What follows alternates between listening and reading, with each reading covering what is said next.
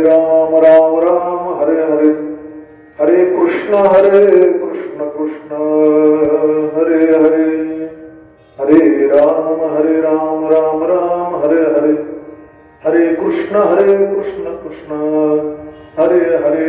पुंडलिक वरदार विठ्ठल श्री ज्ञानदेव तुकाराम माऊली ज्ञानेश्वर महाराज की जय. जगद्गुरु तुकाराम महाराज की जय. सद्गुरु उदयनाथ महाराज की जय. गोदड फकीर उदास अखंड डोंगरात राहत, डोंगरी हिंडे आनंदानं विठ्ठल बोलता गरजून, विठ्ठल म्हणता जीव जावा हेच मागणे केशवा. गोदड म्हणे विठ्ठलासी अंतकाळी भेट मजसी, डोंगरी हिंडे आनंदानं विठ्ठल बोलता गरजून. आजचा हा चिंतनासाठी घेतलेला अभंग सद्गुरु गोदडनाथ महाराजांचा स्वतःचा अभंग आहे. आषाढ वद्य एकादशी श्री गोदडनाथ महाराज रथोत्सव या निमित्तानं त्यांची जर्नी हे शब्दसेवा अर्पण करण्याच्या निमित्तानं सद्गुरु श्री गोदड महाराज यांचं चरित्र आणि त्यांच्या अभंगावरचं चिंतन हे वाङ्मय पुष्प त्यांच्या चरणी अर्पण करण्याच्या निमित्तानं श्री गोदडनाथ महाराजांनी भगवान परमात्मा प्रभू श्री पांडुरंगाच्या चरणावर विनंती केलेली आहे. श्री गोदडनाथ महाराज म्हणतात, हे विठ्ठला, मी फकीर आहे, उदास आहे, अखंड डोंगरात माझा रहिवास आहे, आनंदानं डोंगरात हिंडतो आणि विठ्ठल विठ्ठल अशी गर्जना करतो. माझी इच्छा एवढी आहे की विठ्ठल म्हणता म्हणता प्राण जावा. आता हेच मागणं आहे की अंतकाळी मला भेट दे. अशा प्रकारची एक दिव्य भव्य अशा प्रकारचे अलौकिक मागणी करणारा हा सद्गुरु श्री गोदडनाथ महाराजांचा अभंग आहे. आजचा दिवस मोठा पर्वणीचा आहे. जगदानी परमात्मा विश्वाचा चालक मालक भगवान पंढरीश परमात्मा पांडुरंग आज सद्गुरु श्री गोदडनाथ महाराजांच्या भेटीसाठी श्री क्षेत्र कर्जत या ठिकाणी येतो. श्री गोदडनाथ महाराजांना भेट देतो आणि पांडुरंग आल्यानंतर पांडुरंगाची विष्णू स्वरूप असणारी जी मूर्ती आहे ती रथामध्ये बसून संपूर्ण गावामध्ये गरुड हनुमंत यांच्या समवेत भगवान विष्णू स्वरूप असणाऱ्या पांडुरंगाची मूर्तीची गरुड रथ जो आहे तो प्रत्येक घरघरी आरती उत्सव करून दर्शन करून त्या ठिकाणी मोठा उत्सव असा हा उत्सव हा सद्गुरु श्री गोदडनाथ महाराजांच्या रथयात्रेच्या निमित्तानं या ठिकाणी कर्जत क्षेत्रामध्ये होतो. त्या निमित्तानं हे चिंतन आपल्या पुढे ठेवताना या जगामध्ये देव पण येतात, या जगामध्ये संत पण येतात आणि या जगामध्ये तुमच्या माझ्यासारखा सामान्य जीव सुद्धा येतो. या मृत्यू लोकांमध्ये देव येताना देवाचे विशिष्ट कार्य आहे. भगवान कशासाठी येतो? भगवान येतो तो याच्यासाठी भक्तारा के पायापासी दुर्जनासी संहारे. भक्ताला पायाजवळ ठेवतो, दुर्जनाचा संहार करतो. हे भगवंताचं कार्य आहे. अनेक अभंगामध्ये देवाच्या कार्याचं वर्णन करताना तुकाराम महाराज सुद्धा म्हणतात की धर्मरक्षा वय अवतार घेशी आपुल्या पाळीशी भक्तजना. भक्तांना सांभाळण्यासाठी दुष्टांचं त्या ठिकाणी आणि नाश करण्यासाठी भगवंताला अवतार घ्यावा. भगवान अवतार घेतात आणि भगवान त्या ठिकाणी अवतार घेत असताना त्या भक्ताला पायाजवळ ठेवतो आणि दुर्जनाचा संहार करतो. म्हणून आपण गीतेमध्ये सुद्धा असं यदा यदा हि धर्मस्य ग्लानिर्भवति भारताम त्याच्या सुद्धा परित्राणायाम साधूनाम विनाशाय च दुष्कृताम. साधूंचं रक्षण आणि दुर्जनांचा संहार हे देव कार्याच्या पाठीमागची कारण आहे. त्याचा अर्थ स्पष्ट आहे की जे साधू आहेत त्यांना भगवान आपल्या पायाजवळ ठेवतो, त्यांचं रक्षण करतो, त्यांना अभय देतो, त्यांच्यावर कृपा करतो आणि दुर्जनांचा संहार करतो. पण एक महत्वाची गोष्ट आहे की या जगात असा एक तिसरा वर्ग आहे. एक वर्ग साधूंचा आहे, एक वर्ग दुर्जनाचा आहे. पण एक वर्ग मात्र असा आहे की तो साधूही नाही आणि पूर्ण अंशाने दुर्जन सुद्धा नाही, पापी पण नाही. त्याला पापी म्हणायला गेलं तर पूर्ण पापी नाही. तो काही पुण्याची कृती करतो, नियम धर्म करतो, पण पुण्यवान म्हणावं, साधू म्हणावं तर तो साधू नाही. म्हणजे पूर्ण अंशाने साधू नाही आणि पूर्ण अंशानं पापी नाही. कोणतीच माणसं पूर्ण अंशानं पापी नसतात. पाल्या खोळ्या एवढं आपण पाप केलेलं का नाही. आपण पूर्ण अंशानं पापी नाही आणि पूर्ण अंशानं आपण जर साधू म्हणावं, संत म्हणावं, भक्त म्हणावं तर या संज्ञेपर्यंत, या पदापर्यंत आपण पोचलेलो नाही. मग हा जो मधला वर्ग, देव फक्त त्याच्या अवतारामध्ये भक्ता संबंधात आणि दुर्जना संबंधामध्ये कार्य करीत असल्यामुळे हा भक्त नाही, भक्त या पदावर आरूढ झालेला नाही आणि तो दुर्जन सुद्धा पूर्ण अंशानं नाही. या एका विशिष्ट वर्गाचं काय. आणि म्हणून अशा एका विशिष्ट वर्गासाठी ज्यांचा अवतार होतो त्यांच्या उद्धारणासाठी त्या अवताराला संत अवतार असं म्हणतात. संत महात्म्याचं हे कार्य आहे. संतांना दया येते आणि संतांच्या अंतःकरणात ओतप्रोत अशा प्रकारचे अपोपर भाव रहित असणारी ती दया आहे. ती एवढी असते की जे का रंजले गांजले त्याशी म्हणे आजो आपुले, बुडते हे जड न देखे डोळा.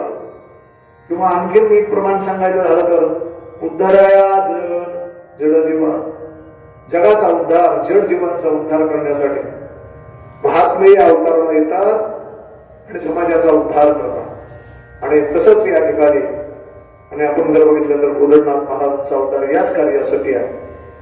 देवाला देवपणामध्ये जे करता येत नाही तोच भगवान संत रूपानं अवतीर्ण होतो आणि सर्वसामान्यांच्यासाठी ज्या ज्ञानाची जीवन जगण्यासाठी गरज आहे ते ज्ञान देतो.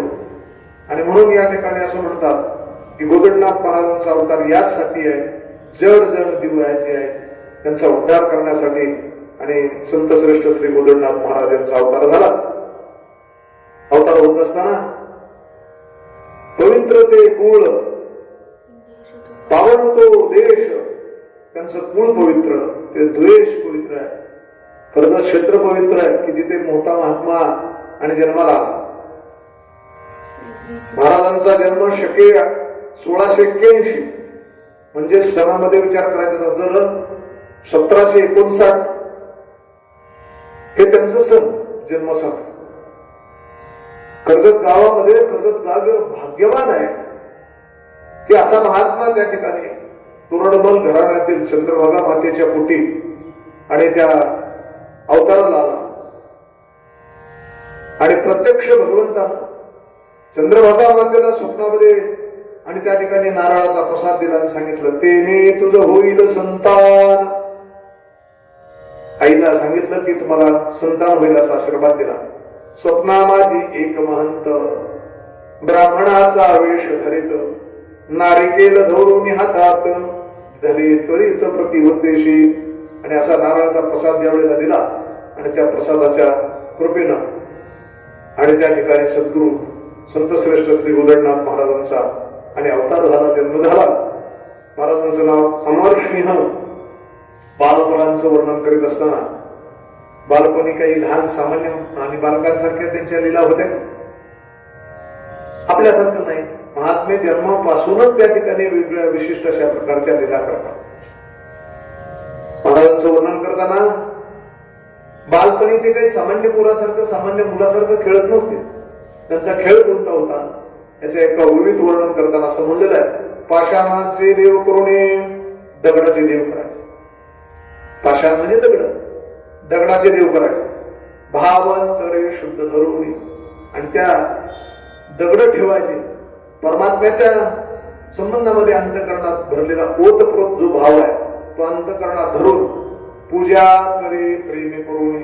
आणि हे गोदडनाथ महाराज तासन तास अशा प्रकारचे त्या दगडाच्या देवाची पूजा करीत बसायचे. एकांतवासी बसून एकटच बसायचं आणि त्या दगडाच्या लहानगी मूर्ती आहे, लहान वयामध्ये खेळण्याचं वय आहे. त्यावेळेला खेळण्याचा वेगळं खेळ कोणताच नाही, दगड मांडायचं आणि परमात्मा तिथे आहे असा भाव अंतःकरणात निर्माण करायचा. आणि त्या अंतःकरणातल्या श्रेष्ठ भावाला त्या ठिकाणी एकांत बसा तासन तास किती वेळ गेला ते काही कळत नसायचं. ध्यान लावून त्या समोर बसायचं आणि असा हा लहानपणाचा खेळ असणारा, हा बालपणाचं वर्णन करताना असं केलेलं आहे. जन्मताच असणारा उपजता साधू जे आहे ते अशा पद्धतीचं त्यांचं बालपणापासून ते आणि भक्तिमय ते वर्तन आहे ते समाजाच्या दृष्टीने ते दाखवत होते की बालवयापासूनच खऱ्या अर्थानं परमार्थ करावा. आता आपल्याकडची मंडळी ते म्हणतात काय नाही, रिटायर झाल्यावर रिटायर झाल्यावर काय स्पष्ट प्रश्न विचारलाय, म्हातारपणे भक्ती करू काळ काय तुझा अज्ञाधार. काळ अज्ञाधारक आहे का म्हातारपणे येईल तोपर्यंत आपण जगणार आहे, हा एक सवाल आहे. आणि दुसरा सवाल असा आहे की म्हातारपणे भक्ती करू म्हणणारी जी माणसं आहेत ना त्यांची इंद्रिय भक्तीसाठी योग्य राहतच नाही. महाराज वर्णन करतात अरे इंद्रिय नीट राहत नाही, मजनाय डोळा पडली झाकून नाही का. तर महाराज वर्णन करताना किती वर्णन करतात ऐका, नाक मुख गळू लागले नाही का, लाळ आणि शिंपू स्वानापरी गती झाली अवघे करती हळहळ.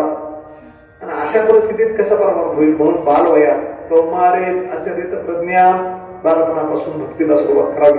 हे समाजाला दाखवण्यासाठी ह्या लीला ते करीत असल्या कारणाने समाजासाठी एक आदर्श अशा प्रकारचं वास्तविक आता यांना कर्म करण्याची आवश्यकता नाही, ते भगवंताचेच अवतार आहे.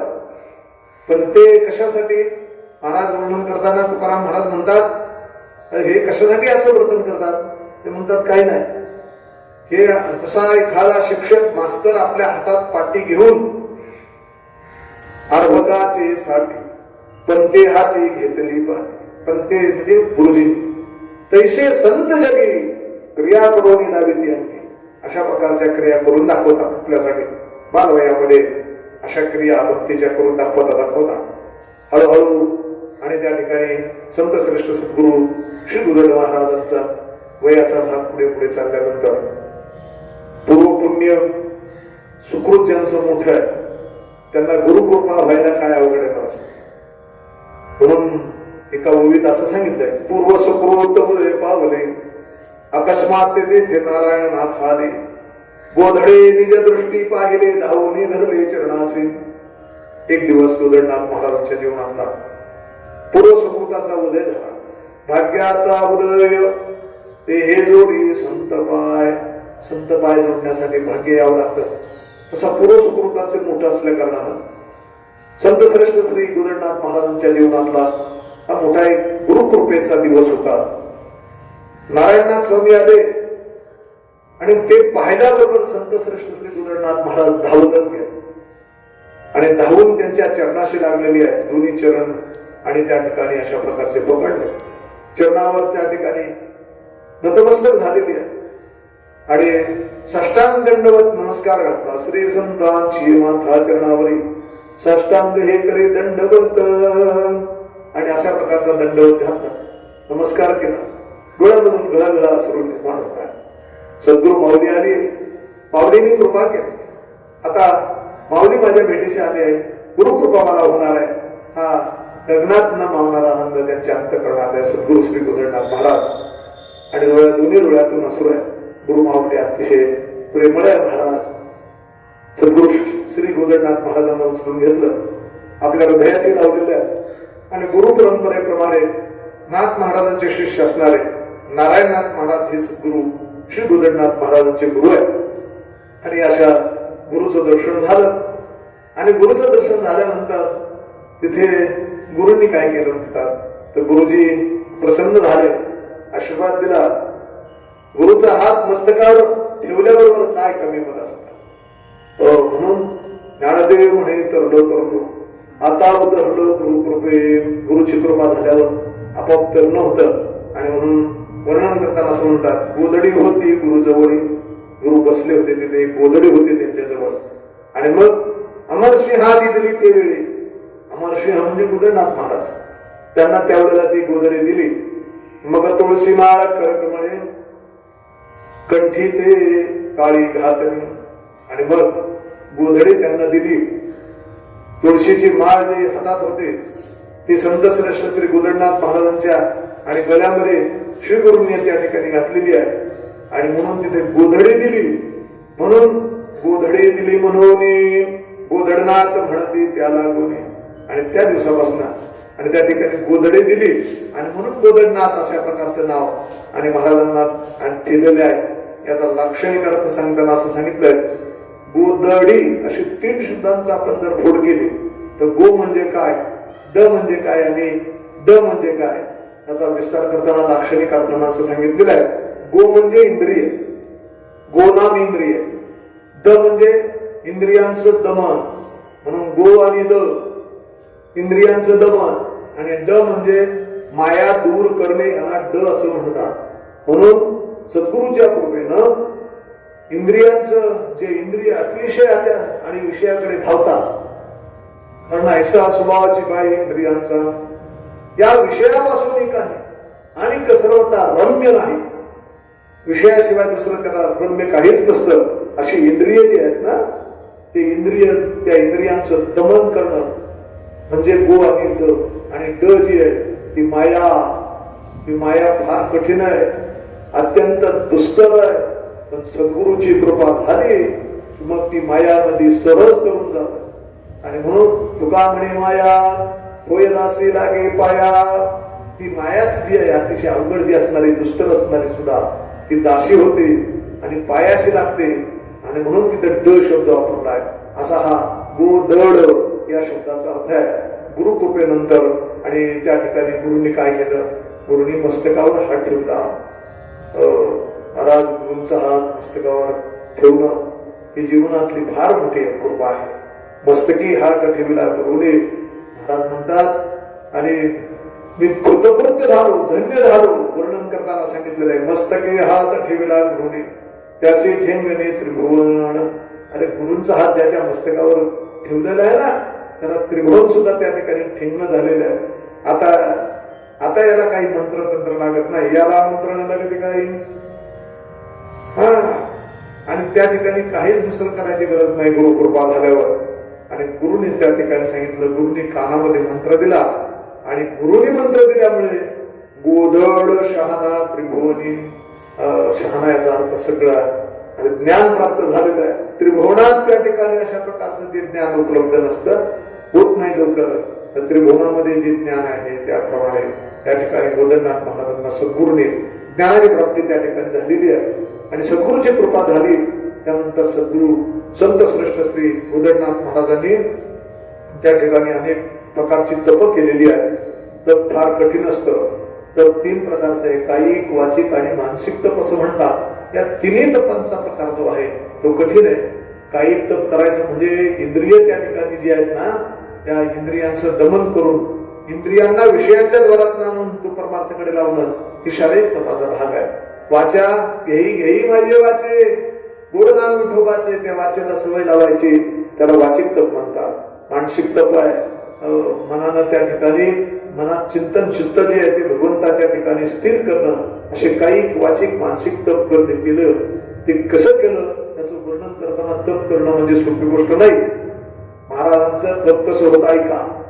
वडवळ उंबर फळ खाऊनी आठवीला गोपाळ, खायला काय भूक लागल्यावर उंबराची फळं, वडवळ आणि खाऊन त्या ठिकाणी गोपाळ भगवान आठवला. आणि तेही फळं जे ते तोडायचे नाही, खाली पडली ती घ्यावी, खाली जी पडलेली ती घ्यायची. आणि मग झाडावरच तोडायचं नाही, चंद्रभागेचं पाणी प्यायचं. आणि त्या ठिकाणी गोदडनाथ वर्णन करतात, गोदडनारायण चरणी, असा गुरुच्या चरणी श्री गोदडनाथ महाराज मी आहे. आणि असं तप केलं.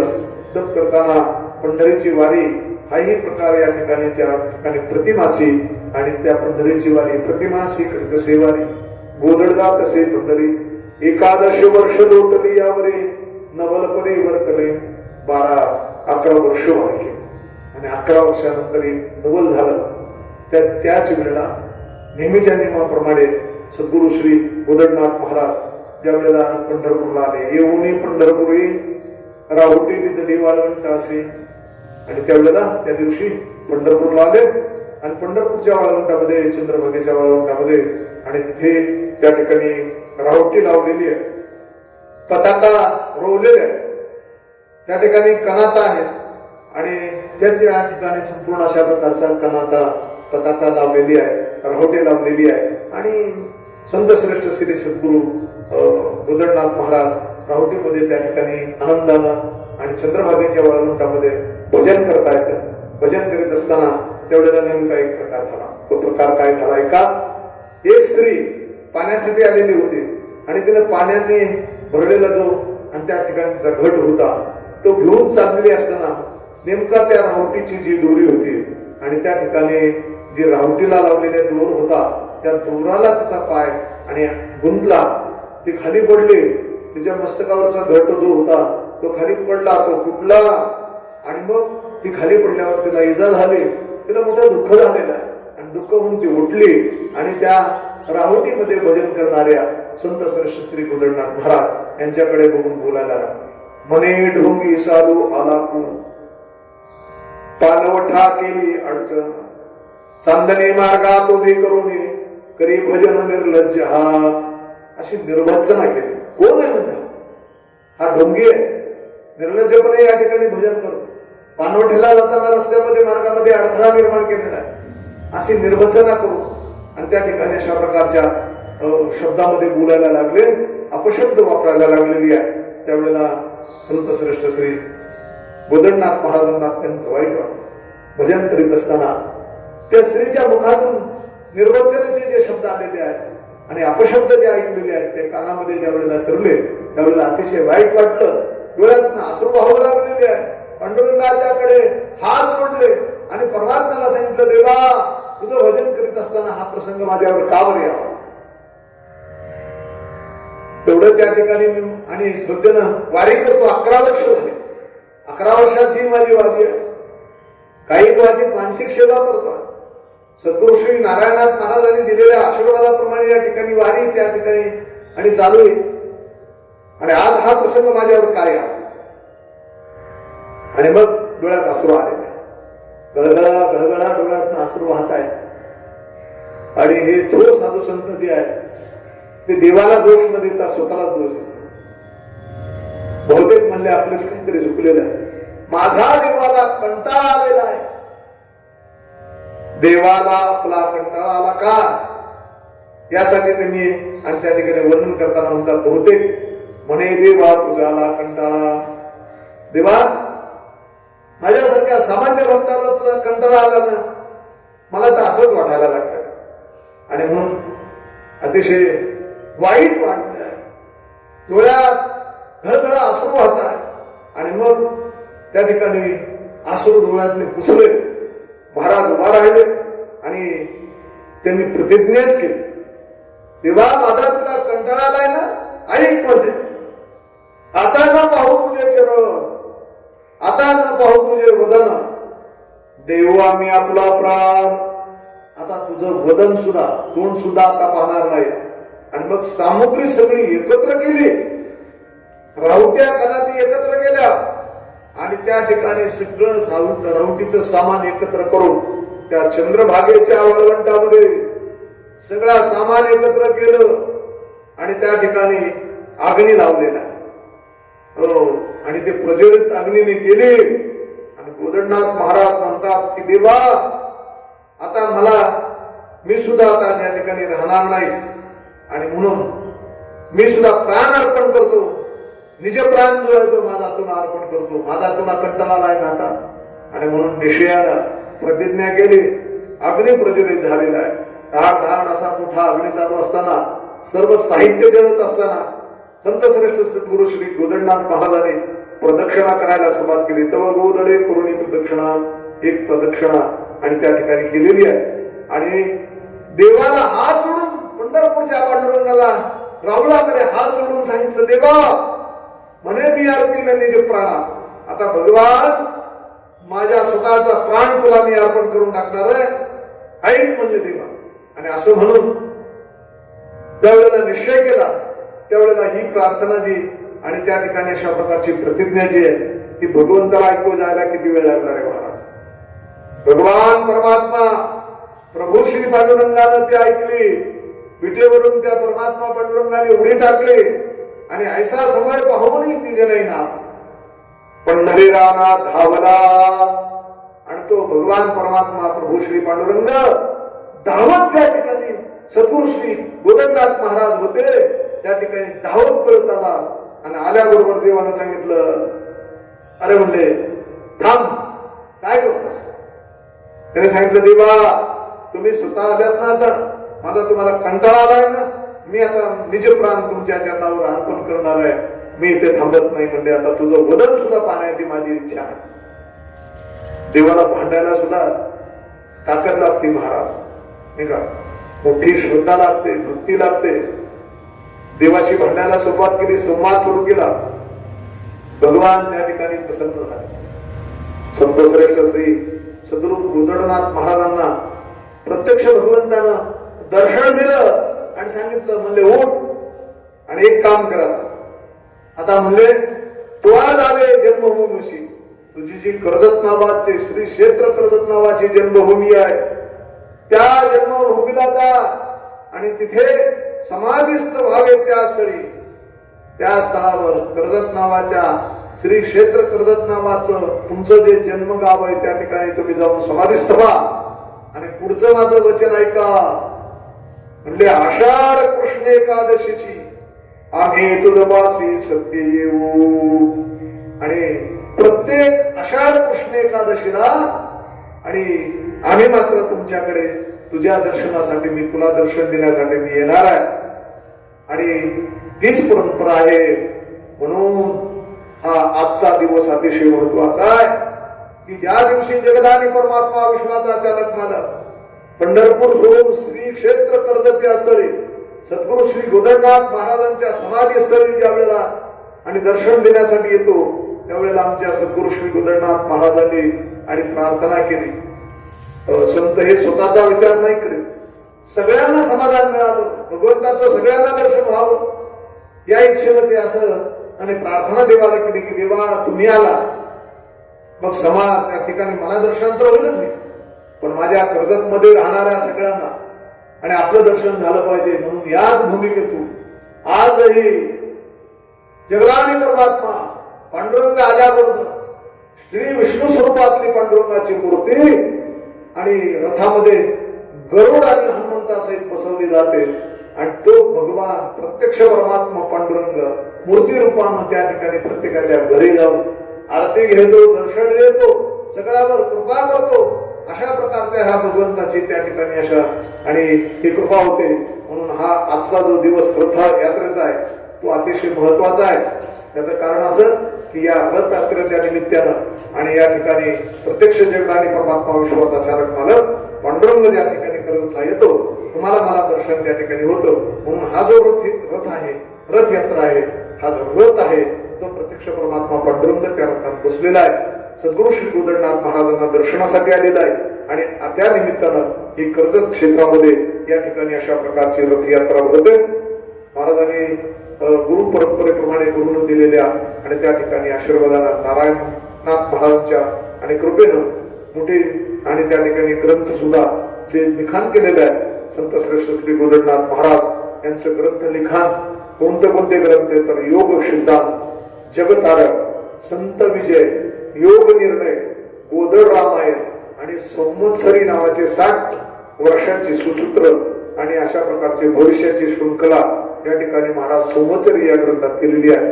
तो संवत्सरी जो ग्रंथ आहे तो अद्यापही आजही पाडव्याला त्या ठिकाणी संवत्सराचं वाचन केलं जातं आणि अभंग रचना सुद्धा संत श्रेष्ठ श्री सद्गुरू गोदंड महाराजांनी आणि या समाजाच्या कल्याणासाठी केलेली आहे. आणि म्हणून प्रत्यक्ष परमात्मा पांडुरंग पंढरी क्षेत्र सोडून श्री क्षेत्र कर्जत या ठिकाणी येत असल्यामुळे कर्जतालाच आपल्याला पंढरपूर आहे. आणि म्हणून असं म्हणतात कर्जत आमचे पंढरपूर. आमचं पंढरपूर कोणतं आहे? आमचं कर्जत हे पंढरपूर आहे. गोदडनाथ रमावर आणि प्रत्यक्ष आम्हाला रमावर म्हणजे परमात्मा कोण आहे? प्रत्यक्ष आमचे गोदडनाथ महाराजच त्या ठिकाणी विठ्ठल स्वरूप विष्णू स्वरूप आम्हाला आहे. आणि तिथं गोदावरी गंगा कोणती आहे? आमच्या अंतःकरणात असणारा शुद्ध भाव जो आहे, शुद्ध भाव गोदावरी गंगा, आमच्या अंतःकरणातला शुद्ध भाव तो गोदावरी गंगा आहे. आणि पुंडलिक कोण आहे? आमच्या अंतःकरणातला भाव हा पुंडलिक आहे. आणि म्हणून सगळ्या भाविकांना आव्हान केलेलं आहे एका अभंगामध्ये, या हो अवघे जण, करा गोधड समाधी वंदन. आणि म्हणून ह्या श्री क्षेत्र असणाऱ्या आणि कर्जतला श्री संत श्रेष्ठ श्री आणि गोदंडनाथ महाराज यांची संजीवन समाधीचं दर्शन करावं. कारण आपल्याला पंढरपूर कोणतं आहे? कर्जतांचे पंढरपूर, कर्जत हेच पंढरपूर आहे.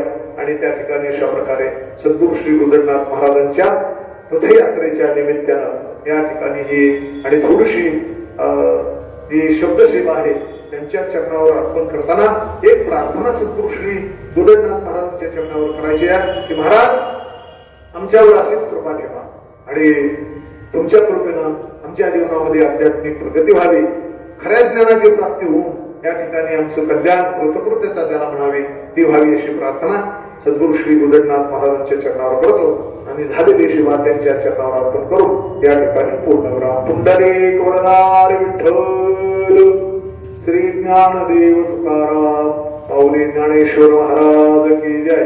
जगद्गुरु तुकाराम महाराज की जय. सद्गुरु श्री गोदंडनाथ महाराज की